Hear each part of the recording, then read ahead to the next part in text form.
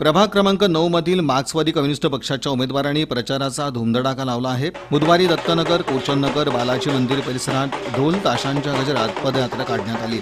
व्यंकटेश कोंगारी, नगरसेविका सुनंदा बल्ला, अरुणा आडम आणि बाळासाहेब तेलंग यांनी मतदारांना हात जोडून माकबच्या कोयता, हातोडा, तारा या चिन्हावर मतदान करण्याचं आवाहन केलं। दरम्यान व्यंकटेश कोंगारी, अरुणा आडम आणि नगरसेविका सुनंदा बल्ला यांनी विजयाचा दावा केला। यावेळी लालबावट्याचे कार्यकर्ते उपस्थित होते। आम्ही फिरू लागलो, घरोघरी भेटी देऊ लागलो, तर लोकांचा आम्हाला उत्तम प्रतिसाद असे मिळू लागला। प्रत्येकांना माहीत आहे कम्युनिस्ट पक्ष कुठलं कार्य करतं। आम्ही अन्यायाविरुद्ध अत्याचाराविरुद्ध लढणारे माणसं आहेत। कम्युनिस्ट तत्वाचं आम्ही ते धोरण देऊन आम्ही लोकांपर्यंत पोहोचू लागलो।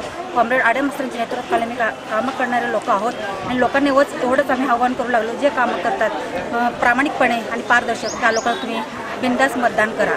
मताचं दान करा आणि मतदान विकू नका।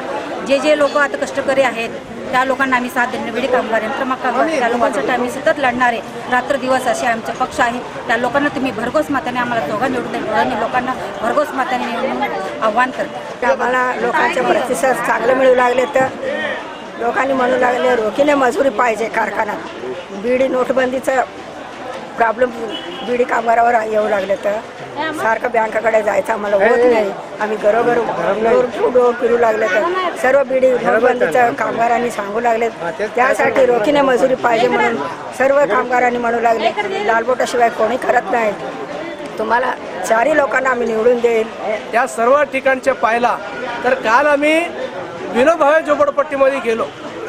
त्या ठिकाणी डोंगरे साहेबाचा तो भाग होता, म्हणजे त्या ठिकाणी अशी अवस्था दिसला, आम्ही पादयात्रेला जाताना पाय कुठं ठेवावा म्हणजे असा चढ उतार अशा पद्धतीचे त्या ठिकाणी मॅनल एवढा 2-2 फुटावर आणि जमीन खाली, म्हणजे पडले तर दाता पाडून घ्यायचं अशी अवस्था आहे। म्हणून विनोभावे पलमारी या ठिकाणी सुद्धा अशाच पद्धतीचे आहे।